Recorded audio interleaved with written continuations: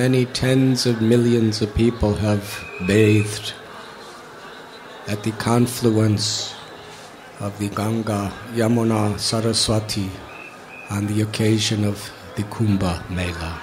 आज कुंभ मेला के अवसर पर अमावस्या के दिन लाखों करोड़ों की संख्या में लोगों ने गंगा, यमुना और सरस्वती के संगम में स्नान किया है.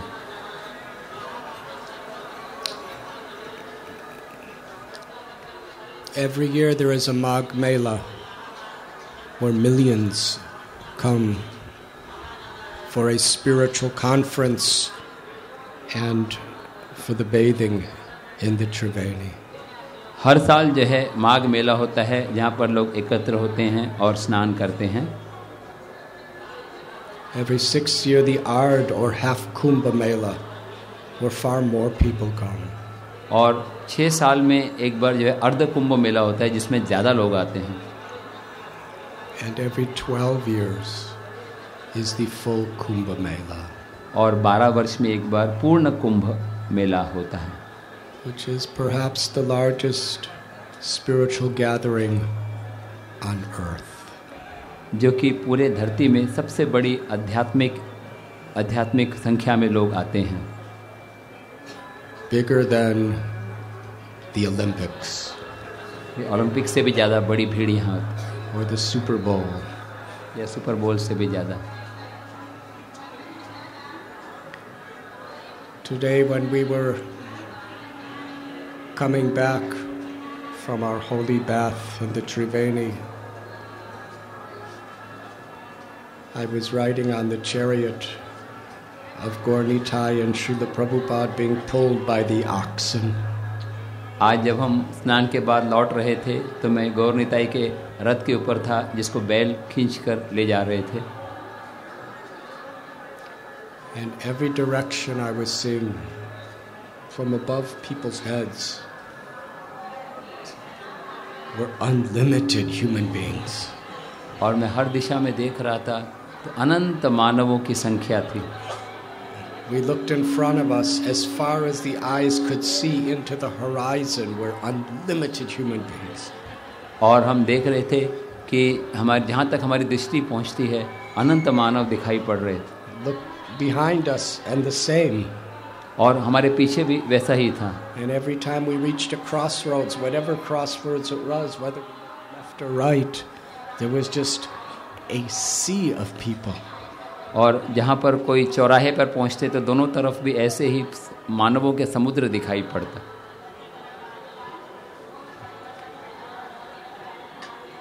And I was just wondering, tens and tens of millions of people here today. और मैं देख रहा था कि लाखों करोड़ों की संख्या में लोग यहाँ एकत्र हुए. And everyone bathed in that same little confluence area. और सब वो छोटी सी जगह में संगम पे स्नान कर रहे हैं. It's quite inconceivable. बिल्कुल अचिंत्य है.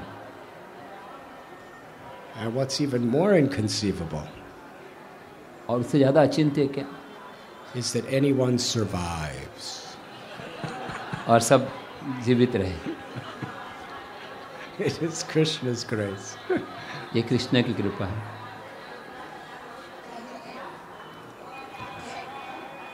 About a century ago, one of the greatest writers of America, Mark Twain, toured the world and came to India. करीब 100 साल पहले एक बड़े लेखक जो मार्क ट्वेन हैं वो पूरी दुनिया भ्रमण करते हुए भारत में आए. And he writes about his experience at the Kumbh Mela. और वो अपना अनुभव लिखते हैं कुंभ मेला के बारे में. He had never seen so many people gathered in one place. उन्होंने कभी इतने सारे लोगों को एक स्थान पर एकत्रित कभी नहीं देखा था. And in those days there were no cars, there were no planes, there were no buses.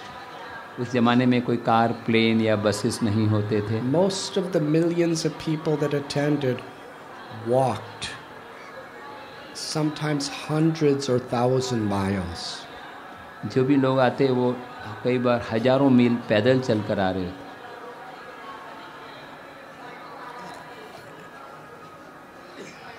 These days, you'll see There were so many millions and millions today, but tomorrow there won't be near as many. अभी यहाँ पर लाखों लोग हैं, लेकिन कल इतने सारे लोग नहीं होंगे. People come by trains and buses and cars. But in those days they walked all the way here and they just stayed here. उस जमाने में लोग पैदल आते थे और वो यहीं पर रुक जाते थे. In the freezing cold January weather of Prayag. और जनवरी का महीना बहुत ठंडी का मौसम रहता है प्रयाग में. But what astonished him most as an American man, एक अमेरिकन व्यक्ति के लिए सबसे आश्चर्य की बात क्या हुई, is how, although it was so austere, people looked so happy. हालांकि इतनी तपस्या जीवन थी, लोग बड़े प्रसन्न नजर आ रहे थे. Because they were so grateful to be in a holy place with holy people at a holy time. क्योंकि वो इतने खुश थे कि एक पवित्र स्थान में पवित्र लोगों के साथ पवित्र समय पर एकत्रित थे. He saw very old people who could hardly walk. उन्होंने ऐसे लोगों को देखा जो बड़े बूढ़े थे, जिनको चलना भी मुश्किल था. Walking hundreds of miles carrying their bags. अपने बैग को उठाकर हजारों मील चल कर आ रहे हैं. He saw sickly people, people with deformities. उन्होंने देखा बीमार व्यक्ति जिनके कई अपंग हो गए हैं. And it seemed like nobody was complaining about anything. और कोई किसी भी चीज़ के बारे में शिकायत नहीं कर रहा था. They were so grateful, so happy to get spiritual blessings. वो इतने खुश थे, कृतज्ञ थे कि उनको आध्यात्मिक आशीर्वाद मिल रहा था. And to offer their devotion. और अपने भक्ति को अर्पण करने के लिए. It was a culture shock for him. ये उनके लिए एक सांस्कृतिक शौक हो गया. Why would people voluntarily come to a place where there is so much suffering? Well, then that's not say suffering, so much inconvenience and so much discomfort. कि वो सोच रहे क्यों लोग इतना असुविधा और तकलीफ उठाकर यहाँ पर ऐसे स्थान पर आएंगे. And they're not getting paid anything. और उनको कोई पैसा भी नहीं मिल रहा. And they're not getting any higher position materially. और भौतिक रूप से देखा जाए तो कोई उनको पोजीशन या पदवी भी नहीं मिल रही. And they're so grateful. They're so happy. वो इतने कृतज्ञ हैं और इतने सुखी हैं. What struck him is the power of faith. वो क्या चीज़ उसको प्रभावित हुई कि श्रद्धा की शक्ति. From a sociological perspective, Kumbh Mela is about faith. सामाजिक दृष्टि देखा जाए तो कुंभ मेला है, ये श्रद्धा का वर्णन है. We read in Srimad Bhagavatam long ago, in another yuga, when the demigods and the demons churned the ocean of milk. हम पढ़ते हैं कि कैसे बहुत समय पहले देवता और असुरों ने मिलकर समुद्र का मंथन किया. And from that churning, Lord Vishnu appeared as Dhanvantari. और उस समुद्र मंथन के बाद भगवान विष्णु जो है धन्वंतरी के रूप में प्रकट हुए. And he was holding a golden pot of amrita or nectar that gives one liberation from suffering and a long powerful lifetime. और उनके पास एक सुनहरे का बर्तन था, कलश, जो कि लोगों को दुखों से मुक्ति देता था और लंबी आयु प्रदान करता. But for those who are on a transcendental platform, the purpose of that nectar is to receive the grace of Krishna. जो दिव्य स्तर पर हैं उनके लिए अमृत का उद्देश्य है कृष्ण की दया को प्राप्त करना. Jai chitamam prapadyante tamstataiva bhajamyaham. Krishna tells, as you approach me or surrender to me, I will reveal myself accordingly. Krishna कहते हैं कि जिस भावना से आप मेरे पास आओगे, मैं भी आपके पास उसी भावना से प्रकट होऊंगा. And that holds true with the gifts that Krishna has given us. और ये सत्य है सब भेंटों के लिए जो कृष्ण ने हमें दिए हैं. If we have the consciousness of one who is infatuated by a lover, अगर हमारी वो चेतना है जो कि प्रेमी से प्रभावित हुआ है, When you see a rose, you think, let me take it and give it to my lover, and he or she will be very pleased to satisfy me. हम अगर गुलाब देखते हैं तो सोचते हैं कि हम ये अपने प्रेमी या प्रेमिका को देंगे और वो प्राप्त करके बहुत संतुष्ट होंगे. If we are a botanist, a specialist in categorizing different types of plants, we will see the rose and start thinking about the Latin words and what's its origin and where it began its growing. और अगर हम पौधों का विज्ञान पढ़ रहे हैं तो हम किसी गुलाब को देखेंगे तो हम सोचेंगे कि ये कौन से योनि का है और इसका क्या लैटिन का नाम क्या है, इसके बारे में जानकारी प्राप्त करने का प्रयास करेंगे. If we see the rose and we have allergies, then we'll just run away and start sneezing. जिसको गुलाब से एलर्जी है वो उससे वहाँ से दूर भाग जाएगा और छींकने लगेगा. If you're a devotee, you'll see a rose and think, see what Krishna has created. और अगर आप भक्त हैं तो आप गुलाब को देखकर सोचेंगे कि देखो क्या है जो कृष्ण ने कैसे बनाया है. Let me offer it to him with love. मैं उनको प्रेम से अर्पण करना चाहूँगा. And if you're an artist, you'll see the rose and just think about painting it and how to paint it and which paints to use. और अगर आप artist हैं तो आप सोचेंगे कैसे उसकी एक पेंटिंग बनाई जाए, कौन से कलर उपयोग किए जाएं. Similarly, when it comes to God, some people think of God, they become very afraid. I've done so many sins and he will punish me. ऐसे ही भगवान के बारे में कुछ लोग जब भगवान के बारे में सुनते हैं तो सोचते हैं कि मैंने इतने पाप किए हैं, उनको डर लगने लगता है कि मुझे सज़ा मिलेगी. Others will think, let me go to the temple and pray to God to give me more money or more health or more fame or to conquer my enemies. और दूसरे व्यक्ति हैं वो बोलेंगे भगवान के पास जाके मैं और पैसा मांगूं और बहुत धन मांगूं और शत्रुओं को जीतने की शक्ति प्राप्त करूं.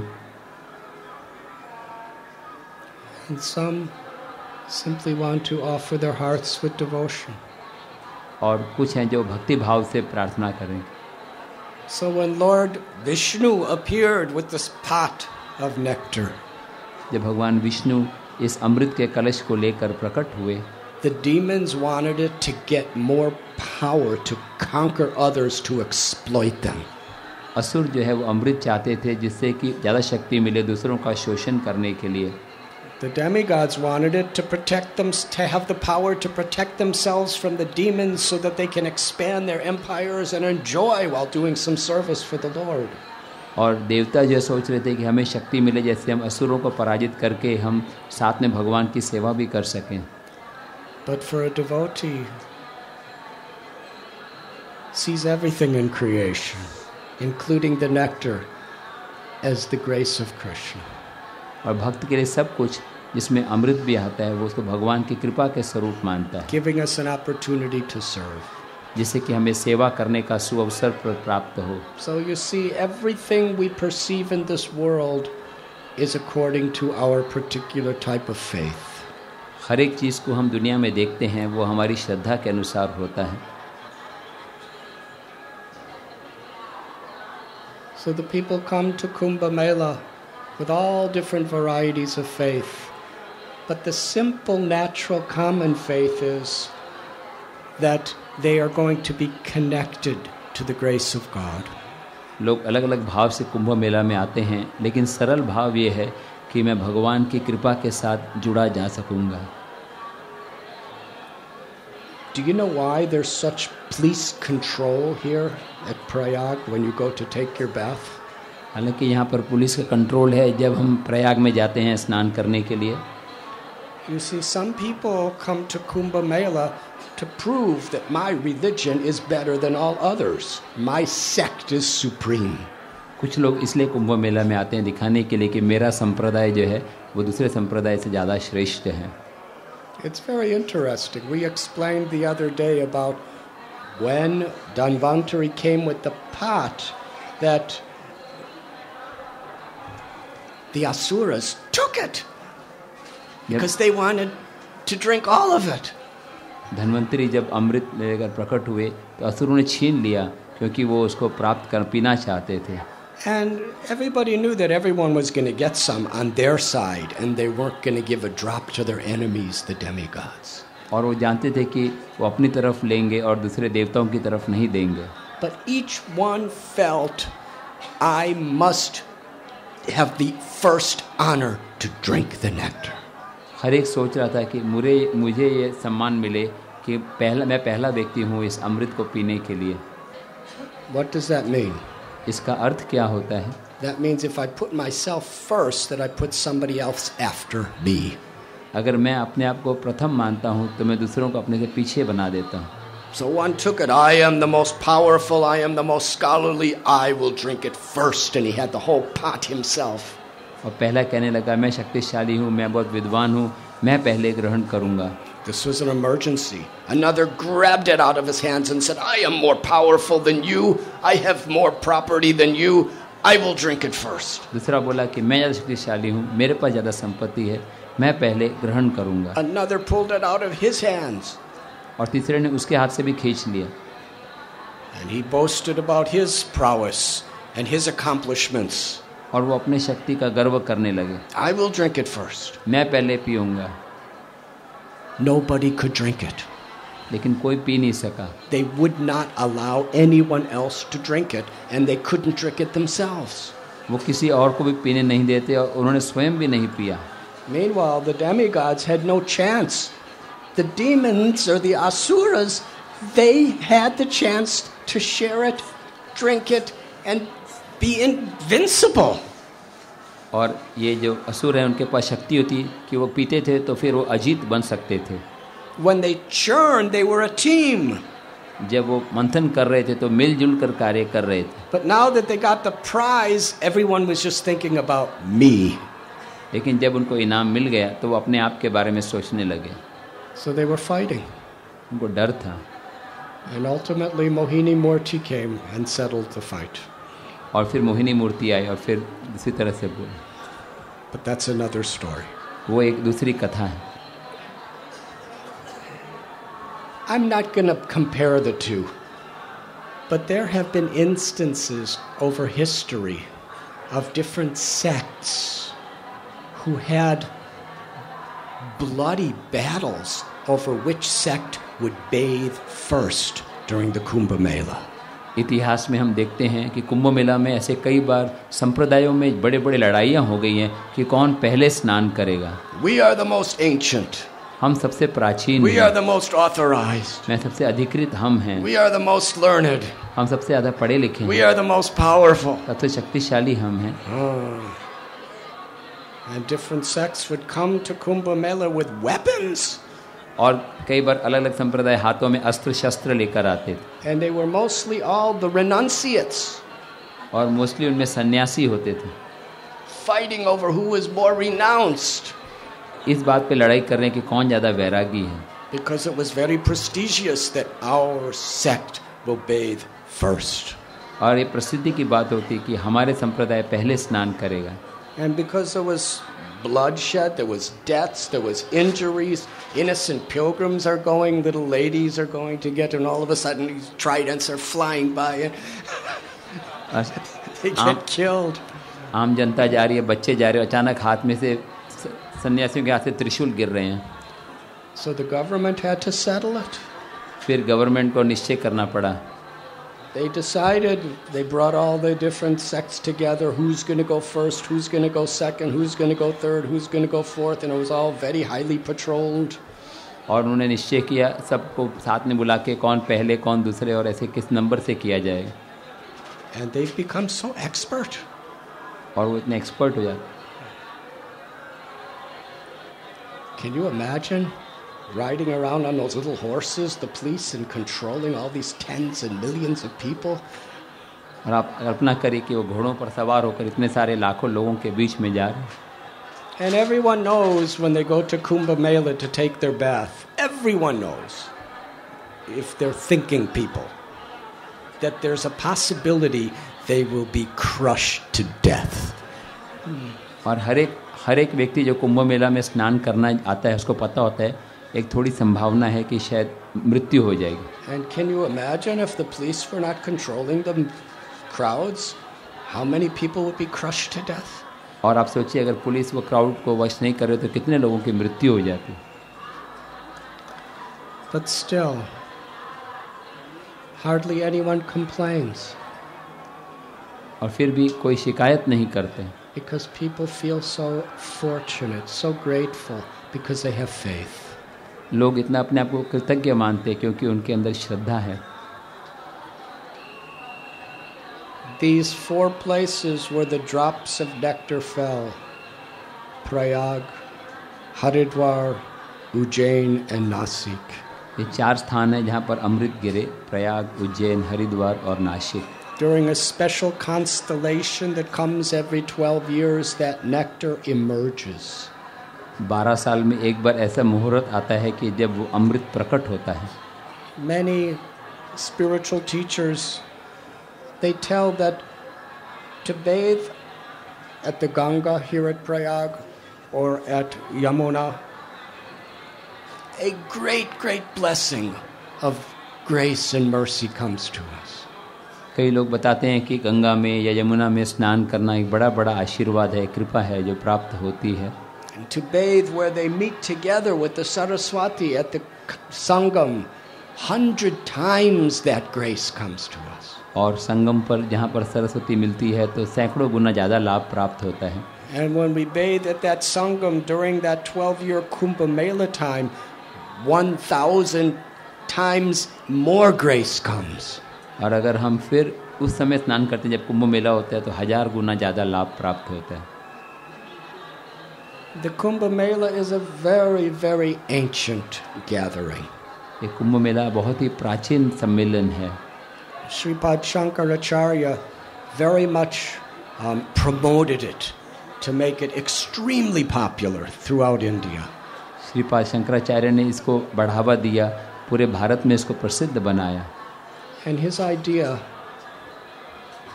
was similar to the idea of all of great acharyas. और उनका जो विचार है वो सारे दूसरे आचार्यों की तरह ही था।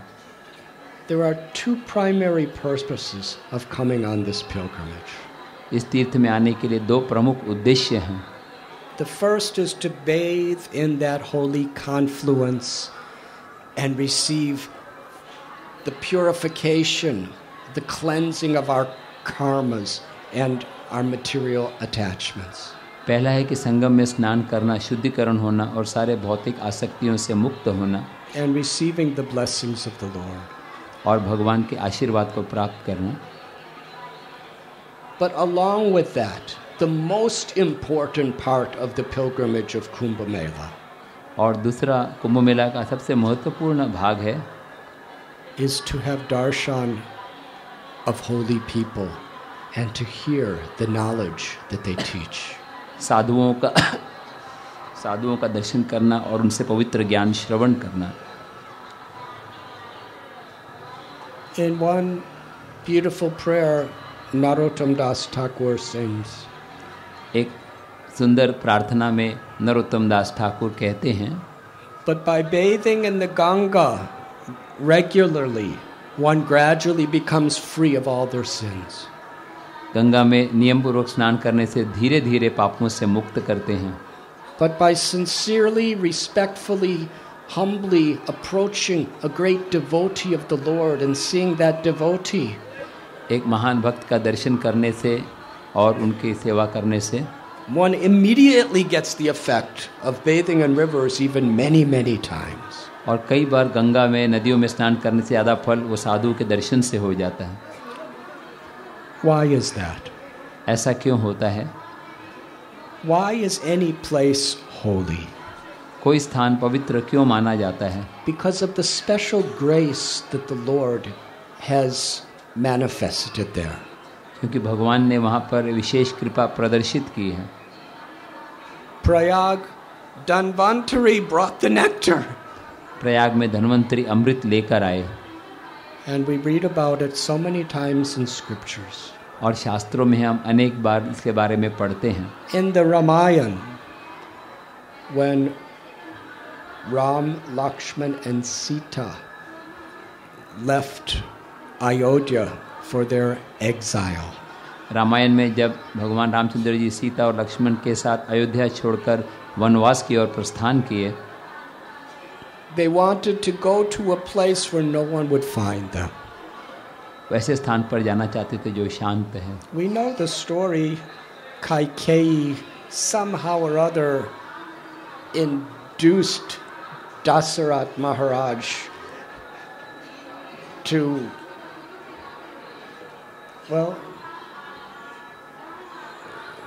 to succumb to her powers, to exile Ram. आप जानते हैं रामायण की कथा कि कैसे कैकेयी ने किसी न किसी तरीके से दशरथ को बद्ध किया राम को वनवास में भेजने के लिए। When Ram came early morning, the day when he was supposed to be coronated as the prince regent, जब भगवान रामचंद्र जी सवेरे आए उस दिन जब उनको राजा घोषित किया जाना था, Dasarath was laying on the floor of Kaikeyi's sulking room. और जब उन्होंने देखा दशरथ जो है कैकेयी के कोप भवन में लेटे हुए हैं, speechless, बिल्कुल स्तब्ध हो गए हैं, crying, रो रहे हैं, he couldn't say a word. वो एक शब्द भी नहीं बोल पा रहे। It was Kaikeyi who said, your father Dasarath has exiled you to the forest for 14 years and my son Bharat will become the next king. और उन्होंने बताया कि कैकेयी ने कि तुम्हारे को वनवास के लिए भेजा जा रहा है और मेरा बेटा भरत जो है वो राजा बनेगा। Ram, he was not concerned with whether he's a king or where he's living. He was concerned with Dharma. Ram को इससे मतलब नहीं था कि वो राजा हैं कि कहाँ रह रहे हैं, वो धर्म के सिद्धांतों को के अनुसार जीवन बिताना चाहते। He said, then I will leave today. Don't feel bad, Father. I'm happy to leave. तो उन्होंने बोला कि मैं बहुत खुशी के साथ प्रस्थान करूँगा आज ही। Dasarath said, no, do not leave. You cannot leave. Dasharath ने बताया नहीं नहीं नहीं आप मत जाइए। Ram said, to protect your promise, I must leave. भगवान राम ने बताया कि आपके वचन की रक्षा करने के लिए मुझे जाना होगा। And Sita and Lakshman would not stay behind, so they went with him. और सीता और लक्ष्मण पीछे नहीं रहना चाहते थे तो वो उनके साथ में गए। But so did everyone from Ayodhya. और अयोध्या के सारे वासी साथ में चलने लगे। Sumantra, the chariot driver, was taking Ram and Lakshman and Sita to a distant place, and everyone in Ayodhya was following behind. Sumantra जो है जो रथ चला रहे थे वो सीता और राम और लक्ष्मण को ले जा रहे थे और सारे नागरिक वासी उनके पीछे पीछे चल रहे थे। Even the very old people. वृद्ध व्यक्ति भी। They were falling and getting up and falling and getting up and trying to keep up with the chariot. वो खड़े हो गिर रहे थे, उठ रहे थे और रथ का पीछा करने का प्रयास कर रहे। They proclaimed, we will all go to the forest and the forest will become Ayodhya. हम सब जंगल में जाएंगे और वो जंगल अयोध्या बन जाएगा। And let Kaikeyi and Bharat stay in Ayodhya alone and it will become a forest. और कैकेयी और भरत जो है वो अयोध्या में रहें और वो अयोध्या फिर जंगल बन जाएगा। So this was breaking Ram's heart. They wouldn't leave him. ये भगवान राम के हृदय को टूट रहा था कि वो कैसे उनको छोड़ सके। He was saying, go back, go back, go back. भगवान राम उनको बोल रहे थे आप सब वापस चले। They were weeping, they were crying, no, we cannot leave you. We are going to the forest with you for 14 years. और वो रोने लगे, बोले नहीं हम आपके साथ वनवास में चलेंगे 14 वर्ष के लिए। Such faith, such love. इतना प्रेम। They were giving up their homes, their occupations, all their comforts, everything to be with Ram. उन्होंने अपने सारे सुख सुविधाओं को त्याग दिया भगवान राम के साथ रहने के लिए। So Ram stopped for the night. भगवान राम रात्रि के लिए वहीं पर विश्राम किए। Lakshman made a little bed of grass for Sita and Ram. Lakshman ने एक पत्तियों की एक बिस्तर बनाया जिससे Sita Ram. Everyone in Ayodhya fell asleep because they were walking all day. They were tired. Ayodhya वासी सारे विश्राम करने लगे क्योंकि वो सब थके हुए थे पूरी रात चलने। In the middle of the Lakshman did not sleep. He was always guarding and protecting his beloved Sita and Ram. Lakshman सोए नहीं, वो हमेशा सीता और राम की रक्षा करते। Ram got up in the middle of the night. भगवान राम अर्धरात्रि में उठे। He saw Sumantra and Lakshman talking together. उन्होंने देखा कि सुमंत्र और लक्ष्मण आपस में बातचीत कर रहे हैं, crying at what had happened. वो रो रहे थे जो हो गया उसके ऊपर. And Ram said very quietly, let's go now when everyone is sleeping. वो बोले कि भगवान राम बोले अभी हमें यहाँ से निकल जाना चाहिए, सब लोग सो रहे हैं. They got on the chariot and then Ram said, go across this little river so that the tracks of the wheels of the chariot will not be seen. भगवान राम ने उनको रथ चलाने को इस तरीके से बोला कि किसी को पता नहीं चले कि रथ किस ओर जा रहा है. When the sun rose and everybody woke up to see Ram, he was gone. जब सूर्योदय उठा और सूर्योदय हुआ और जब सब देखने लगे कि भगवान राम तो चले गए हैं. Everyone in great vipralamba of love and separation began to follow the tracks of the chariot wheels. सब लोग विप्रलम्ब भाव में रथ के पहिए के निशान को ढूंढ रहे थे. They saw it led to a river and there were no more tracks. और उन्होंने देखा वो निशान नदी के पास पहुंचे और उसके आगे कुछ निशान नहीं थे. He was actually driving in a low river. और वो इस तरह से वो नदी की ओर निकल पड़े. And weeping they all went back to Ayodhya. और रोते रोते वापस अयोध्या में लौट कर आ गए. And Ram said to Sumantra, now you go back with the chariot and tell Dasarath the news of Sita, Lakshman and myself, how we have entered the forest. भगवान राम ने सुमंत्र से कहा कि अब आप वापस चले जाओ और महाराज दशरथ को समाचार दो कि कैसे हम तीनों अब वनवास में पहुंच गए हैं. Sumantra said, no, I'm staying with you. Sumantra ने कहा नहीं ऐसे नहीं, मैं आपके साथ रहना चाहता हूँ. If I come back without you in the chariot, to see that will cause the death of your father and practically break the hearts of everyone. Better I don't come back without you. Better they don't see that. उन्होंने बताया कि अगर मैं आपके बिना लौटूंगा तो सब सहन नहीं कर सकेंगे, ज़्यादा अच्छा है कि मैं आपके साथ ही रहूं. Ram ordered him to return. और भगवान राम बोले सुमंत्र को नहीं तुम लौटो. And they walked. और वो गए. They came to eventually Prayag. और अंततः वो प्रयाग पहुंचे. And at the confluence of the rivers Ganga, Saraswati and Yamuna, Bhardwaj Muni had an ashram. Ganga Yamuna और सरस्वती के संग पर भरद्वाज ऋषि का आश्रम One of the great rishis of history. इतिहास के एक महान ऋषि. And he was so happy to see Ram. वो भगवान राम को देखकर इतने प्रसन्न हुए. But so broken-hearted to hear how Ram was so unfairly exiled and beautiful Sita. Bhardraj Muni was seeing the princess, the goddess of all creation, wearing coarse, hard, itchy tree bark as her clothes. उनको इतना बड़ा दुख हुआ है देखकर कि भगवान राम को अन्यायपूर्वक वनवास में भेजा गया था और सीता महारानी जो हैं बहुत ही कठोर और बहुत ही दुखदायी वस्त्र धारण किए हुए थे. It was personally designed and fashioned by Kaikeyi. वो वस्त्र जो है कैकेयी ने अपने निजी रूप से उसको बनाया था. Bhardraj Muni said, "This is the holy place. Stay with me in my ashram and live for the next 14 years in peace and happiness." Bharadwaj ऋषि ने कहा यह एक पवित्र तीर्थ स्थान है और आप बड़े सुख के साथ अगले 14 वर्ष यहीं पर बिताएं. Bhardraj offered his body, his mind, his life, his everything in the service of Ram. Bharadwaj ऋषि ने अपना शरीर, मन और वचन सब कुछ प्रभु श्री राम की सेवा में अर्पण किया. All my disciples are yours. मेरे सारे शिष्य आपके ही हैं. Everything is for you.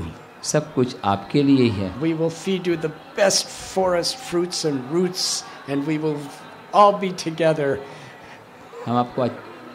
happily. हम आपको अच्छे फल खिलाएंगे और हम सब साथ में बड़े खुशी के साथ रहेंगे. Ram, Lakshman, Sita took their bath here at Prayag. भगवान श्री राम, सीता और लक्ष्मण यहाँ पर कुछ समय रहे. And Ram proclaimed, "This is Prayag Raj. the king of all holy places. भगवान राम ने कहा कि ये प्रयाग जो है ये तीर्थ राज है, सारे तीर्थों का राजा है. But he told this loving devotee that this is such a famous place. उन्होंने कहा कि ये इतना मशहूर स्थान है that the citizens of Ayodhya will find me here. Ayodhya वासियों को पता चल जाएगा कि मैं यहाँ पर हूँ. And they'll all come and live here. और वो सब यहाँ पर आकर रहने लगेंगे. Then it will not be a hermitage, it will become a city. और वो फिर कुटिया नहीं रहेगी, वो एक शहर बन जाएगा. And they will not. I can't allow that. I must go somewhere where they cannot find me. उन्होंने बताया भरद्वाज ऋषि को मुझे ऐसे स्थान पर जाना चाहिए जहाँ पर वो मुझे नहीं खोज सके. Ram told Bhardraj, please tell me a place which is very quiet and very beautiful and very natural. हमें ऐसा स्थान बताओ जो बहुत सुंदर हो, शांत हो और स्वाभाविक हो. A place that is occupied only by very pure-minded saints and rishis who worship the Lord. ऐसी जगह जहाँ पर सिर्फ साधु संत जो भगवान की आराधना करते हो वही रहते हैं. A place that cannot be found. एक स्थान जो खोजा नहीं जा सकता. And Bhardraj said here at Prayag, he said, I know just the place. यहाँ पर प्रयाग में भरद्वाज ने जवाब दिया, मुझे ऐसा स्थान मालूम है. There is a mountain named Chitrakoot. एक पर्वत है जिसका नाम है Chitrakoot. And there are pages and pages of Sri Ramayan where Bhardraj is describing the beautiful scenery of Chitrakoot. Ramayan में कई कई पन्ने हैं जो कि चित्रकूट की सुंदरता का वर्णन करते हैं. And after taking the blessings, Sri Ram crossed the Triveni and by foot went to the Chitrakoot mountain. भगवान राम ने फिर त्रिवेणी नदी पार करने के बाद में पैदल चलते हुए चित्रकूट में पहुंचे.